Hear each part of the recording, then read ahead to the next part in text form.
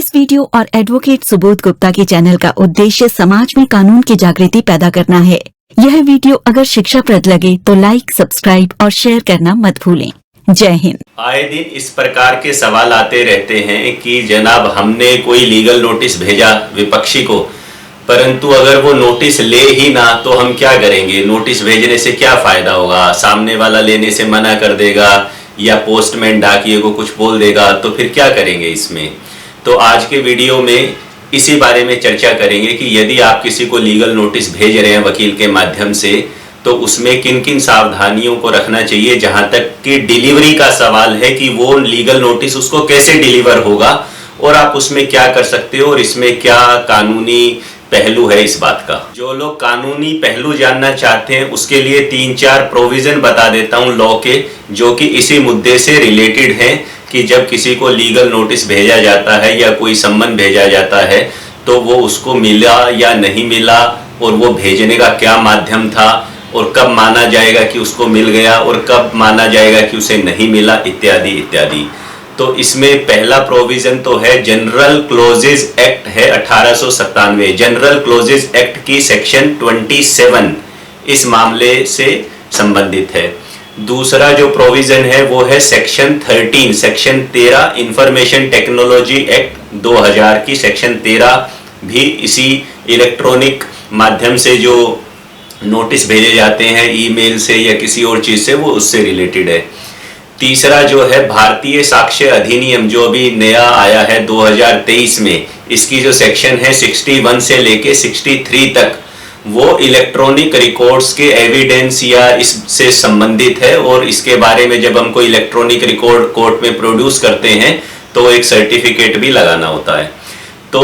इन तीनों जो मैंने प्रावधान बताए, इनके अलावा कुछ ऑनरेबल सुप्रीम कोर्ट के जजमेंट्स है और कुछ ऑनरेबल हाई कोर्ट्स के डिफरेंट हाई कोर्ट्स के जजमेंट है, जहां पे इस बात की विवेचना की गई है, डिस्कशन किया गया है कि भाई किसी को लीगल नोटिस आपने भेजा, व्हाट्सएप से भेजा, ईमेल से भेजा, स्पीड पोस्ट से भेजा, कुरियर से भेजा, बाई हैंड भेजा, कैसे दिया, उसको मिला या नहीं मिला, क्या सबूत है कि वो उसका सही पता था या नहीं पता, क्या सबूत है कि वो जिस नंबर पे व्हाट्सएप गया वो सही नंबर था या नहीं था, वो सही उसकी मेल आईडी थी या नहीं थी, करेक्ट पता था भी या नहीं था, और इसके बारे में प्रिजम्पशन क्या है, कब ये मान लिया जाएगा कि भले ही वो नोटिस वापस आया वो डिलीवर हो गया। तो ये सारे कानूनी पहलू है। इन पहलुओं के डिटेल में अभी मैं नहीं जाऊंगा, मैंने आपको मोटे तौर पे कुछ लीगल सेक्शंस बता दिए हैं, लीगल प्रावधान बता दिए हैं जो इस मुद्दे से संबंधित है। चलिए अब पहले मैं सावधानियों की बात करता हूं। अगर आपका किसी से कोई भी व्यवहार हो रहा है किसी भी किस्म का, तो आप कोशिश करिए कि अगर आप उसके साथ कोई एग्रीमेंट बना रहे हैं तो उस एग्रीमेंट के अंदर सामने वाले व्यक्ति का जो पूरा पता है वो लिखें, विद पिन कोड लिखें। तो पता लिखने में गलती ना करें उस एग्रीमेंट के अंदर, उस दस्तावेज के अंदर जो भी आप एग्जीक्यूट कर रहे हो। साथ में उस एग्रीमेंट के अंदर हो सके तो सामने वाले का मोबाइल नंबर / व्हाट्सएप नंबर भी लिखें। एक नंबर है तो एक नंबर लिखें, 2 नंबर है उसके 2 से अधिक नंबर है तो जो भी नंबर अवेलेबल है वो लिखें, उसकी ईमेल आईडी भी लिखें। अब इसके साथ साथ कि आपने किसी भी डॉक्यूमेंट में, कॉन्ट्रैक्ट में, एग्रीमेंट में, या जो भी आपका व्यापारिक लेन देन हो रहा है या लोन दे रहे हो या पर्सनल लेन देन हो रहा है, कुछ भी हो रहा है जहां पे आपको लगता है कि बाद में कोई विवाद की स्थिति उत्पन्न हो गई, कोई लीगल नोटिस भेजना पड़ सकता है, कोर्ट में केस करना पड़ सकता है, तो ये सारी चीजें आपके पास उस डॉक्यूमेंट में अगर लिखी होंगी और उस डॉक्यूमेंट पे उसके अगर साइन होंगे, तो कम से कम एक सबूत आपके पास हो गया, भाई सामने वाले ने मुझे ये पता बताया था, उसी ने ये पिन कोड बताया था, उसी ने फोन नंबर बताया था, उसी ने मेल आईडी बताई थी और उसी ने ये साइन किया था। ये पहली सावधानी हो गई। दूसरी सावधानी, आप हमेशा कोशिश कीजिए कि जिसके साथ भी आप किसी भी प्रकार का एग्रीमेंट कर रहे हैं उससे आधार की कॉपी अवश्य ले ले, या उससे वोटर आईडी कार्ड की कॉपी अवश्य ले ले, या कोई भी और ऐसा सरकारी आइडेंटिटी प्रूफ ले ले उससे जो उसके पास हो, जिसमें कि उसका पता दिख रहा हो, वर्तमान पता दिख रहा हो, कोई परमानेंट एड्रेस है तो वो भी दिख रहा हो। कल को अगर आप लीगल नोटिस भेजेंगे वापस नहीं आता है तो कम से कम कोर्ट में एक बार के लिए आपके वकील ये कहने लायक रहेंगे जज को कि देखिए जनाब, इन्होंने हमें ये आधार की कॉपी दी थी या इस आइडेंटिटी कार्ड की कॉपी दी थी, वोटर आईडी की कॉपी दी थी, इसमें जो पता था हमने उसी पते पे भेजा था, इसके सिवा हमारे पास कोई दूसरा पता इसका है नहीं, इसने हमें बताया भी नहीं। तो आइडेंटिटी प्रूफ भी लेना है और ये सारे उसके पते with pin code, email ID, WhatsApp भी रिकॉर्ड करने हैं और उसके साइन करवा के रखने हैं। इसी तरह जब आपकी ट्रांजैक्शन हो रही है तो आप उस मोबाइल नंबर पे जिससे उस पे डील करते हैं तो देखें कि वो मोबाइल नंबर पे उसने अपना नाम लिख रखा है या अपनी पत्नी का नाम लिख रखा है या बच्चे का नाम लिख रखा है। तो कोशिश करें कि उसके नंबर से ही आप डिस्कशन करें उससे, या उससे कई बार व्हाट्सएप मंगवा लें कि हाँ भाई ये मेरी पत्नी का मोबाइल है, व्हाट्सएप है, पर मैं ही इसे यूज करता हूँ, मैं ही इसे देखता हूँ। इसी तरह जो मेल आईडी है आपकी, अगर आप खाली ईमेल आईडी लिख दिया आपने एग्रीमेंट में तो उतना शायद पर्याप्त नहीं होगा, लेकिन अगर आपने एक दो बार मेल उसको भेज दी कोई और उसका मेल पे रिप्लाई भी आ गया तो एक किस्म से कंफर्म हो गया कि ये मेल आईडी उसकी है। अब मान लो मेरा नाम सुबोध गुप्ता है, तो सुबोध गुप्ता की 50 ईमेल आईडी आप अभी बैठे बैठे बना दोगे अलग अलग नामों से, सुबोध गुप्ता 1 2 3 सुबोध गुप्ता कुछ भी, सुबोध गुप्ता डॉट ऐसा करके yahoo.com, gmail.com कुछ भी बना लेंगे और बाद में दिखा देंगे जी देखो हमने तो इस ईमेल आईडी पे ये नोटिस भेज दिया था।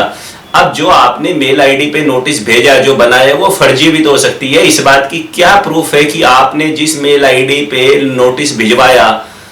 वो सुबोध गुप्ता की ही है? तो अगर आपका कोई पुराना व्यवहार, ट्रांजैक्शन, कम्युनिकेशन, पत्राचार हो रखा है उस मेल आईडी पे तो कम से कम एस्टेब्लिश हो गया कि यही उसकी मेल आईडी है जिसे वो ऑपरेट करता है। तो ये सावधानियां अगर आप शुरू में रखेंगे तो बाद में आपका काम आसान हो जाएगा किसी भी विवाद की दशा में। अब आते हैं इस बात पर कि भाई नोटिस कैसे भेजें। नोटिस दो माध्यम से भेजा जा सकता है और दोनों माध्यम से भेज भी देना चाहिए। एक है डाक द्वारा, पोस्ट ऑफिस द्वारा, और दूसरा है इलेक्ट्रॉनिक माध्यम द्वारा यानी व्हाट्सएप या ईमेल के द्वारा, इलेक्ट्रॉनिक मोड के जरिए। अब अनुभव से मैंने ये सीखा है कि अगर मैंने पहले किसी को लीगल नोटिस व्हाट्सएप कर दिया तुरंत ही, मान लो आज मैंने कोई लीगल नोटिस बनाया और सामने वाले को मैंने व्हाट्सएप कर दिया तो उसने व्हाट्सएप देख लिया तो वो सावधान हो जाता है कि ऐसा ऐसा एक लीगल नोटिस आने वाला है मेरे पास। तो जब मैं बाई पोस्ट उस नोटिस को भेजता हूं तो 99% अवस्थाओं में सामने वाला उस नोटिस को रिसीव नहीं करता है। तो अगर बहुत ही कोई इमरजेंसी ना हो कि नोटिस आज ही देना है, कोई लिमिटेशन पीरियड का चक्कर है कि आज ही नोटिस नहीं दिया तो उसके बाद दिया ही नहीं जा सकता है, कोई कानूनी अड़चन पैदा हो जाएगी जैसे कि चेक बाउंस केस में या अन्य कुछ मामलों में भी हो सकता है ऐसा, तब बात अलग है। लेकिन अदरवाइज पहले आप व्हाट्सएप या ईमेल पे नोटिस ना भेजें, पहले आप बाई पोस्ट ही उसको नोटिस भेजें। आप उसे रजिस्टर्ड पोस्ट से भी भेज सकते हो डाकखाने में जाके, और स्पीड पोस्ट भी करवा सकते हो, रजिस्टर्ड पोस्ट एक्नॉलेजमेंट ड्यू भी कर सकते हो, RPAD बोलते हैं जिसको, और स्पीड पोस्ट भी कर सकते हो। जो उनकी पोस्टल रसीद है डाकखाने की जो आपको मिलेगी वो आपको संभाल के रखनी है, वो बाद में एक एविडेंस के तौर पे काम आती है। और उस रसीद में एक नंबर होता है, ट्रैकिंग नंबर होता है। उस ट्रैकिंग नंबर को जब आप इंडिया पोस्ट की जो वेबसाइट है ऑफिशियल उनकी, वहां पे जाएंगे, ट्रैकिंग नंबर डालेंगे तो वहां से ट्रैकिंग रिपोर्ट भी निकल आएगी जिससे आप ट्रैक कर सकते हो कि सामने वाले को ये जो आपने डाक भेजी, जो लिफाफा भेजा, वो डिलीवर हुआ या नहीं हुआ, कितनी तारीख को कितने बजे डिलीवर हुआ, या रिटर्न हुआ तो रिटर्न होने का कारण क्या था। वो ट्रैकिंग रिपोर्ट का भी प्रिंट आउट आपको निकाल के रखना है। कुछ अवस्थाओं में देखा गया कि कुछ लोग ट्रैकिंग रिपोर्ट को उस समय नहीं निकालते और जब बाद में 5-6 महीने बाद वो जाके केस में जरूरत पड़ती है ट्रैकिंग रिपोर्ट निकालने लगते हैं तो वो नंबर वहां पे वेबसाइट पे अवेलेबल ही नहीं होता। शायद डाक विभाग का कोई टाइम पीरियड होता होगा कि भाई इतने पीरियड तक ही ये डाटा उनकी वेबसाइट पे रहेगा, उसके बाद नहीं मिलेगा, तो फिर वो एक और अलग समस्या हो जाएगी। तो जैसे ही आप लिफाफा भेज दें उसके 2, 4, 5 दिन बाद, 7 दिन बाद ट्रैक करते रहें और ट्रैकिंग रिपोर्ट का प्रिंट आउट निकाल के रख लें along with original postal receipt जो आपको डाक विभाग से मिली है, ये प्रूफ के तौर पे काम आएगी। अब आते हैं इस समस्या पे कि भाई चलो आपने डाक के माध्यम से, स्पीड पोस्ट के माध्यम से किसी को लीगल नोटिस भिजवाया और वो डिलीवर हो गया तब तो कोई बात ही नहीं है, ठीक है। लेकिन अगर वो डिलीवर नहीं हुआ तो आमतौर पे जो रिटर्न के कारण है कि वो क्यों डिलीवर नहीं हुआ, वो 3-4 तरह के मुख्य कारण देखने में आते हैं। कई बार तो लिफाफा ये लिख के वापस आ जाता है एनवलप कि यहां पर इस नाम का कोई व्यक्ति नहीं रहता। अब ये बड़ी समस्या वाला कारण हो गया। अगर इस नाम का यहाँ पे कोई व्यक्ति नहीं रहता और लिफाफा वापस आ गया है, पहली बात तो ये बता दूं, बाद में मैं बताना भूल जाऊंगा कि अगर लिफाफा वापस आ गया है तो आपको उसे खोलना नहीं है, फाड़ना नहीं है, देखना नहीं है, कुछ नहीं करना, उसे यूं का यूं रखना है। वो भी एक एविडेंस के रूप में कोर्ट में जाएगा अगर कोर्ट केस फाइल करना पड़ा तो अगर ये लिख के आता है कि यहाँ इस नाम का कोई व्यक्ति नहीं रहता है, भले ही वो वहां रहता ही हो, भले ही उसने वहां झूठ लिखवा दिया हो या उसने कोई चालबाजी करी हो, कोई सेटिंग करे हो, अब क्या क्या बताएं। लेकिन आपके पास अगर कोई अन्य ऐसा रिकॉर्ड था, फॉर एग्जांपल जैसे मैंने वीडियो के शुरू में कहा कि अगर आपके पास आधार की कॉपी थी जिसमें उसका नाम है और वही पता है, तो आप जज को कम से कम समझा सकते हो, देखो जनाब ये झूठ बोल रहा है, जानबूझ के ऐसा कर रहा है, भले ही ऐसा लिख के आया है लेकिन इसके पास हमारे पास इसका यही पता है और ये हमारे पास इसका प्रूफ है कि इसका यही पता है, अन्य कोई पता हमारी जानकारी में नहीं है। जनाब अगर कहते हैं तो मैं एफिडेविट दे देता हूं कोर्ट में कि मेरे पास इसका कोई और अन्य पता नहीं है, कोई अन्य मोबाइल नंबर नहीं है, कोई अल्टरनेट ईमेल आईडी मेरे पास नहीं है। कोर्ट उस एफिडेविट को मान लेगी और मानकर जो भी फर्दर प्रोसीडिंग करनी है वो भी ऑनरेबल कोर्ट कर सकती है। तो दूसरा कारण जो एक लिखा आता है, लेने से इनकार किया, लेने से मना कर दिया, रिफ्यूज्ड। अब अगर कोई व्यक्ति लेने से मना कर देता है और डाकिया उस पे लिख देता है, जो डिलीवरी करने गया लिफाफे पे लिखा आ जाता है या ट्रैकिंग रिपोर्ट में लिखा आ जाता है रिफ्यूज टू टेक, रिफ्यूज, लेने से मना कर दिया, तो कानूनन प्रिजम्पशन यही मानना जाएगा कि अगर कोई व्यक्ति को लीगल नोटिस भेजा गया, सही पते पे भेजा गया, उसके पास पोस्ट ऑफिस का जो क्लर्क था, डाकिया था, पोस्टमैन भाई साहब वहां गए, लेकिन सामने वाले ने लेने से मना कर दिया, तो इसका मतलब है वो उसे मिल गया। बस अब उसे मिला या नहीं मिला, कानूनी प्रिजम्पशन आपके फेवर में है कि आपका लीगल नोटिस डिलीवर हो गया। तो अगर सामने वाले ने लेने से मना कर दिया तो इससे आपका केस स्ट्रोंग ही रहेगा, क्योंकि ये माना जाएगा कि आपका लीगल नोटिस उसे मिल गया है, ऐसी मान्यता मानी जाएगी, प्रिज्यूम किया जाएगा ऐसा, भले ही उसने लेने से मना कर दिया हो, क्योंकि ये एक मालाफाइड इंटेंशन होगी, ऐसे तो कोई भी लेने से मना कर देगा। ये एक दूसरा कारण देखने में आया है। तीसरा कारण ये देखने में आया है कि ये लिखा जाता है अधूरा पता या गलत पता। अब अगर अधूरा पता या गलत पता की वजह से लिफाफा वापस आ रहा है, आपका लीगल नोटिस वापस आ रहा है, तो फिर इसमें फिर जिम्मेदारी आपके ऊपर शिफ्ट हो गई कि अगर आपके पास कोई आइडेंटिटी प्रूफ है ये सिद्ध करने के लिए कि यही उसका पूरा पता था, यही उसने मुझे बताया था, विद पिन कोड करेक्ट था और ये उसका आइडेंटिटी प्रूफ है, तो कोर्ट आपकी बात सुन सकती है। लेकिन अगर आपके पास कोई उसका अल्टरनेट आई कार्ड आपने कभी लिया ही नहीं, आपके पास सिद्ध करने का कोई तरीका ही नहीं है कि जो पता आपने लिफाफे पे लिखा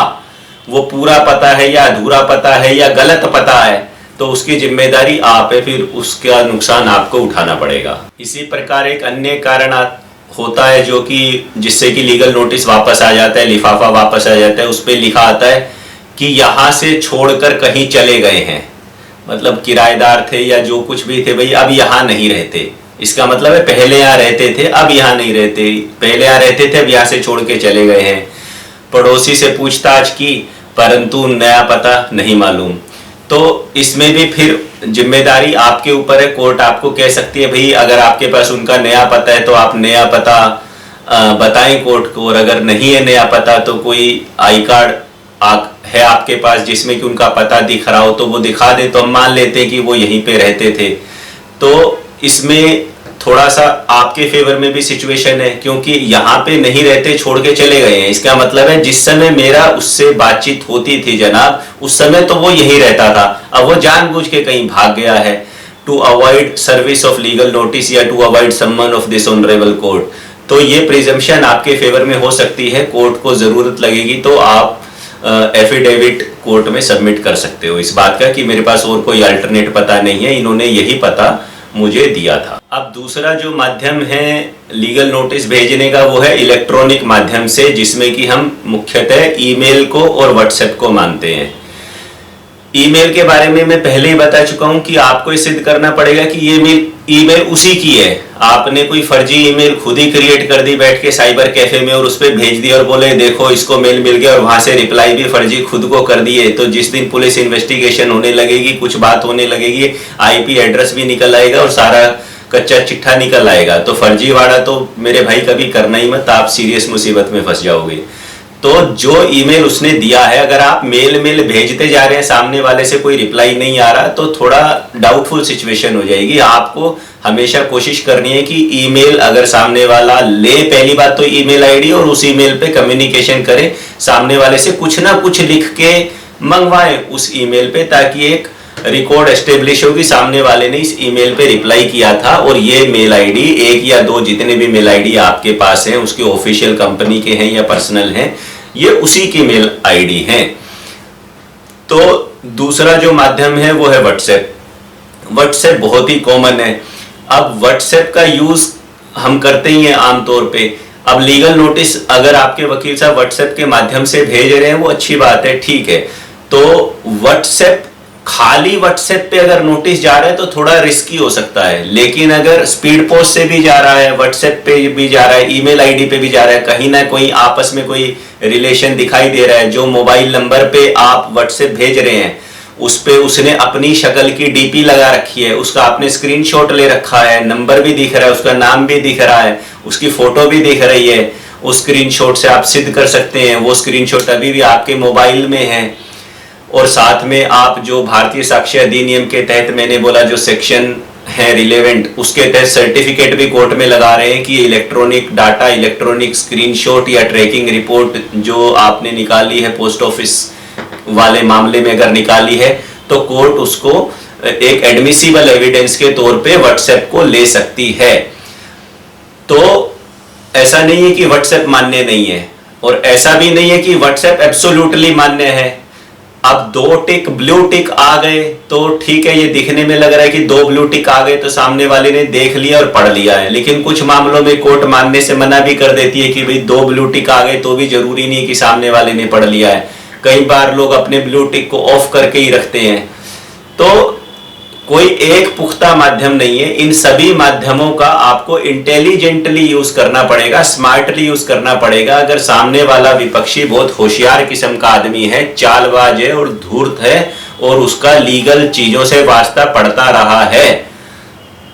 तो वो सारे हथकंडे अपनाएगा आपको फ्रस्ट्रेट करने के लिए और परेशान करने के लिए, और ये दिखाने के लिए देखो मुझे नोटिस नहीं मिला। लेकिन फिर भी जो माध्यम मैंने आपको बताए हैं उनको आप ठीक से करते हैं और सामने वाले के रिकॉर्ड, डॉक्यूमेंट वगैरह लेके अपने पास रखते हैं, तो कोर्ट में आप इस बात को मना पाओगे ऑनरेबल कोर्ट को कि जनाब ये सर्विस इसको हो गई है, ये जानबूझ के अवॉइड कर रहा है। अंत में फाइनल टिप यही है कि अगर आपकी लीगल नोटिस भेजने के बाद भी उससे बातचीत हो रही है विपक्षी से, तो आप व्हाट्सएप पे या ईमेल पे या कैसे भी उससे कोई ना कोई रिप्लाई मंगवाओ कि भाई साहब ये लीगल नोटिस आपको भेजा था, आपने रिप्लाई नहीं किया, तो सामने वाला कुछ लिखेगा, या आप बोलोगे देखो भाई मैं तो अभी भी समझौता करना चाहता हूँ। कहने का भाव ये है, लीगल नोटिस भेजने के बाद भी अगर आप कोई कम्युनिकेशन करेंगे और वहां से रिप्लाई आता है, तो फिर तो सिद्ध हो गया ना कि उसे पता है कि आपने लीगल नोटिस भेजा है। आप उसके कॉल की ऑडियो रिकॉर्डिंग भी कर सकते हो अगर वो आपकी फोन पे उससे बात हो रही थी, तो कुछ ना कुछ आपको कोरोबोरेटिंग एविडेंस जिससे कि ये निष्कर्ष निकाला जा सके कि आपने नोटिस भेजा और उसे मिल गया है, या उसे पता था, या जानबूझ के वो नहीं ले रहा है, या जानबूझ के भाग गया है, कुछ ना कुछ इस प्रकार का आप उपाय कर सकते हैं। यह वीडियो ना तो कोई विज्ञापन है और ना ही प्रत्यक्ष या अप्रत्यक्ष रूप से कोई आमंत्रण। वीडियो में कही गई बात कानूनी सलाह नहीं है और न ही एडवोकेट सुबोध गुप्ता इसकी पूर्ण सत्यता और प्रामाणिकता का दावा करते हैं। यह वीडियो अगर शिक्षाप्रद लगे तो लाइक, सब्सक्राइब और शेयर करना मत भूलें। जय हिंद।